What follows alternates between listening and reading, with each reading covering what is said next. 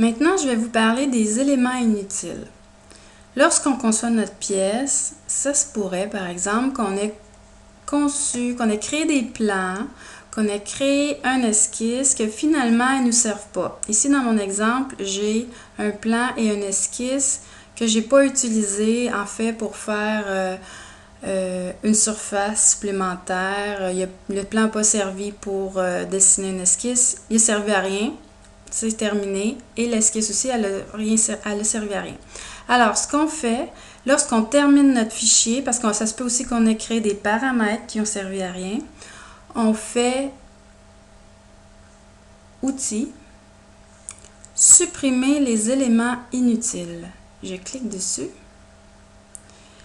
Et dans ma fenêtre qui apparaît, bon, le corps principal conservé, cette géométrique 1 avec l'extrusion conservée. L'esquisse 2, ici, elle va être supprimée. Cette géométrique esquisse 1 va être conservée et le plan 1 va être supprimé. C'est les deux éléments que j'avais créés qui n'ont pas servi. Je fais OK. Et dans mon arbre, il y a un ménage qui se fait et les éléments inutiles disparaissent. On va faire attention. Je vais revenir en arrière. Si par exemple, votre solide n'a pas été créé. Okay, là, j'avais ma surface. J'ai perdu mon extrusion, je vais refaire réapparaître. Alors là, j'ai mes surfaces qui sont là. J'ai mes deux éléments inutiles, mais ma surface, elle n'a pas été rendue solide. Si je m'en vais et je fais Outils, supprimer les éléments inutiles. Là, il faut faire attention parce que si on regarde dans la liste, il supprime tout notre fichier.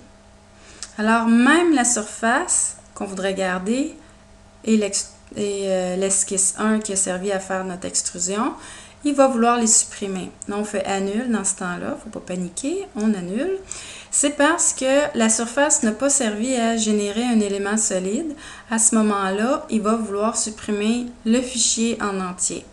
Alors, cette fonction-là, on l'utilise à la fin complètement, une fois qu'on a mis du solide, comme par exemple ici, je vais faire une surface épaisse, à notre surface.